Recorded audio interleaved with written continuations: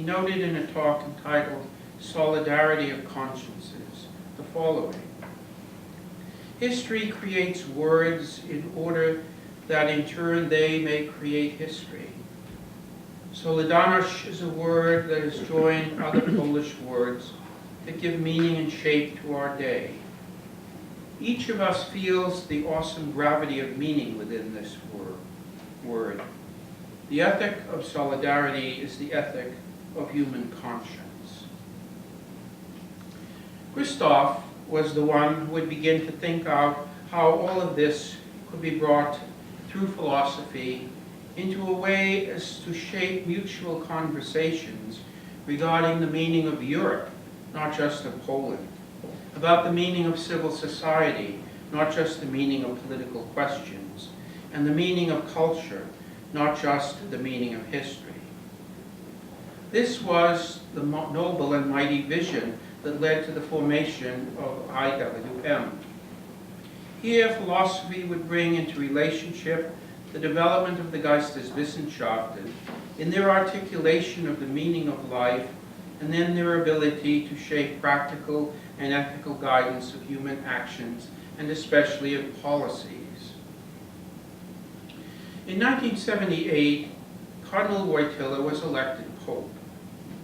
In 1979, he returned to Poland to visit the entire country, not just Krakow now. And the negotiations with the government for his visit were absolutely remarkable. They kept postponing dates. They decided that one of the ways in which they would be able to control the crowds was to put everything on television so that people would stay home and watch it. And so on, so that they created for themselves this very strange kind of response to the fact that they had to sense something very dangerous was afoot. But what happened was that 3 million people went to Warsaw for the Mass that he celebrated.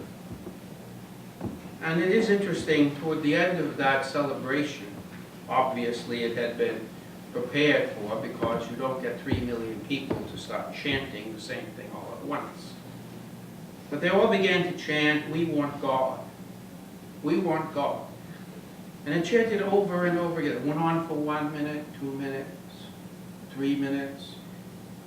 And one of the people who was serving at the Mass came over and said to John Paul II that maybe it would be good to get everyone now to be quiet, because this would aggravate the government.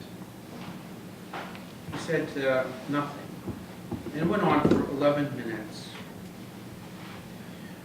What this revealed was that the propaganda that had been at work for so long had not taken hold of the spirit of the people. This revealed the lie. And this revelation of the lie was what created the explosion that led in 1980 to Walesa and the creation of Solidarity, to Tishna, the first chaplain of Solidarity. In 1980, Krzysztof went to Dubrovnik to study with Hans-Georg Gadamer. And there he became aware of the fact that in Gadamer's philosophy, there was made possible a wonderful insight into the way in which conversations, horizons, and the interesting development, fusion of horizons, and hermeneutics all could come together to allow people to enter into conversations with one another, those who had been at each other's throats for decades. Clearly, Krzysztof received encouragement and support in building up an institution to mediate his vision. And Gadamer was very supportive with his understanding of truth in history and the crucial nature of the intersubjective understanding and communications, and the importance of the way in which conflicts and hermeneutical understandings could be spoken about and addressed. With Gadamer's support and, of course, John Paul II's, numerous scholars were drawn to share in the tasks that Krzysztof had identified. What he had found as a Polish dissident in the philosophical ideas of his time with Gadamer. He hoped would be made available to dissidents from all over Eastern Europe. And so his vision and the project was begun in Vienna in 1982. We know the enormous consequences of this vision and commitment. A way of life shared with friends became a way of hope and life for so many millions. If they could have the right kind of leadership in creating civil society, what might not be possible? What might not solidarity actually mean? In its start, he arranged for the scholars who came to Vienna to visit Castel Gandolfo every other year in the summer, where the scholars would make presentations to each other, and in which John Paul II took part. These were conversations principally about the humanities and the social sciences. These were all published under the title Castel Gandolfo Gespräch. He began the Petroska, the translations. He raised money, traveled incessantly, and as Alan said, got to know everyone. And there was something about the way in which he was, his humility, his capacity to be able to engage everyone, to draw them into the conversation, that certainly was charming and certainly made possible his vision in ways that for other people would never have been possible.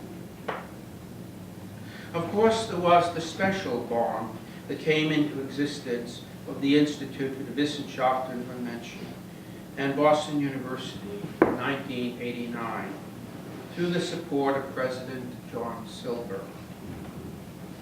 That has been a very great program here in Boston, and it has been wonderful for the university, and it meant that Krzysztof came here to teach each fall, and that numerous undergrad and graduate students were able to share in the academic and practical dimensions of this remarkable institute. And this brings us to the present moment, where I imagine many of you have studied in Vienna or here with Dr. Michalski. These are our memories.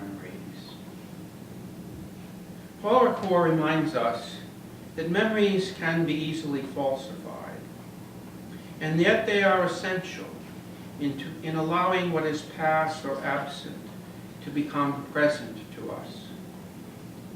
He notes that when a community comes together to share its memories, then there develops a history, and a history can test these memories, purify them, allow them to speak the truth.